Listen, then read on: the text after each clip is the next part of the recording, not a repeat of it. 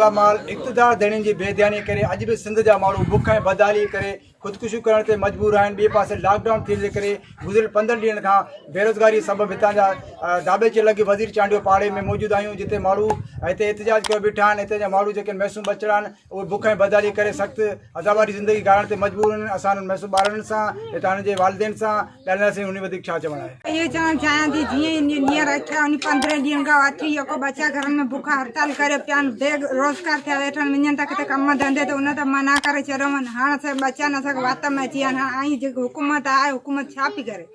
हा इहो ई चवनि जॾहिं ग़रीब वञे थो त हुनखे डोड़ाए कढी छॾनि ताकी एतिरी कमनि त असांजे बच्चनि खे त रोज़गार त पुॼाइनि। हुकूमत से अर्ज़ थी करे भाउ असांजी फाका कशी मां जान आज़ादु करायो, या त असांजे मर्दनि खे आज़ादु करियो, या त असांखे राशन ॾियो। असांजा मासूम बच्चा बेगुनाह बुखनि में मरी वेंदा हलिया। असांखे ख़ुदा जे राह में मदद करियो बसि। बाबा ॾिसो पिया असीं ग़रीब माण्हू हिकिड़े टेम जी असां टे मानी बचियल न आहे। असीं एॾा परेशान थी विया आहियूं, एॾा टेंशन सां थी वियासीं। न गाॾियूं न रस्तो आहे, केॾा वञूं। असांजे मर्द सभु बेरोज़गार घर में वेठा आहिनि। असांखे हुकूमत विहारियो आसरे में तव्हांखे 15 ॾींहं में राशन पाणी सभु घर में पुॼंदासीं।